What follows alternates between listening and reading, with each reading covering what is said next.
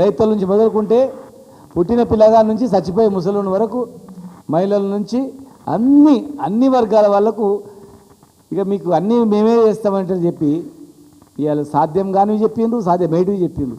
కానీ ఇవాళ సాధ్యమయ్యేటివి కూడా చేస్తలేరంటే ఈ ప్రభుత్వం ఎంత మోసపూరితంగా వివరిస్తుందో, ఎంత కక్షపూరితంగా వివరిస్తుందో, ఎంత అహంకారంగా మేమేం చేస్తామో చేసుకపోండి, మీరేం బిక్కుంటో బిక్కోండి, మేము చేసేది గింతే అనే భయం లేకుండా ఇవాళ వివరిస్తుందంటే ఇవాళ చూస్తూ ఊరుకోమని సంగతి మాత్రం మేము తెలియజేస్తా ఉన్నాం.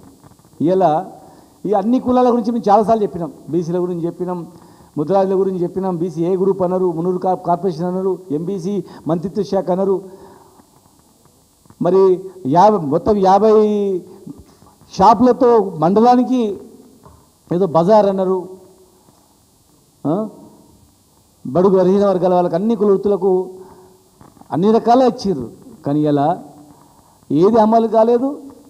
ఈరోజు గౌడనులకు ముఖ్యంగా మీరు చూడండి, ఏ కుల వృత్తిలో కూడా చచ్చిపోరు, వృత్తి చేసుకుని చచ్చిపోరు. ఈ 2 సంవత్సరాల్లోనే దాదాపు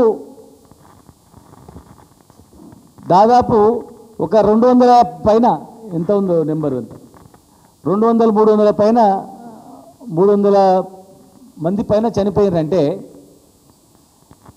ఇంత ప్రమాదమైన వృత్తి బతుకుతున్నటువంటి వాళ్ళకి ఇచ్చిన హామీలు కూడా నెరవేర్చలేరంటే చనిపోయినటువంటి కార్మికులకు ఇచ్చే బకాయి ఇవ్వలేదు ఇప్పటివరకు. దాదాపు 12 కోట్ల బకాయి ఉంది. ఎక్స్గ్రేషియా చనిపోతే ప్రమాదవశాత్తు చనిపోతే 5 లక్షలు, ప్రతి మరణానికి ఒక 5 లక్షలు. 50,000 ఉండేది, మేము 5 లక్షలు చేసినాం. వీళ్ళు 10 లక్షలు చేస్తామన్నారు. 10 లక్షలు చేస్తామన్నా 10 లక్షలు చేయలేదు, ఉన్న 5 లక్షలు కూడా ఇవ్వలేదు.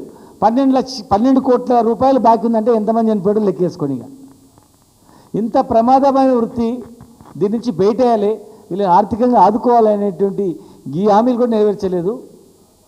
ఇలా చెట్ల పెంపకం చేస్తామన్నారు. ప్రతి ఊరికి 5 ఎకరాల పొలం ఇస్తామన్నారు. భూమి 5 ఎకరాల భూమి ఇచ్చి ఈత చెట్లు పెంపకం చేస్తామన్నారు. అది లేదు. బిందు సేద్యం అన్నారు. అది లేదు. కాంపౌండ్ వాల్ 90% నిధులతో కాంపౌండ్ వాల్ కట్టిస్తామన్నారు. ఇప్పటివరకు అది లేదు.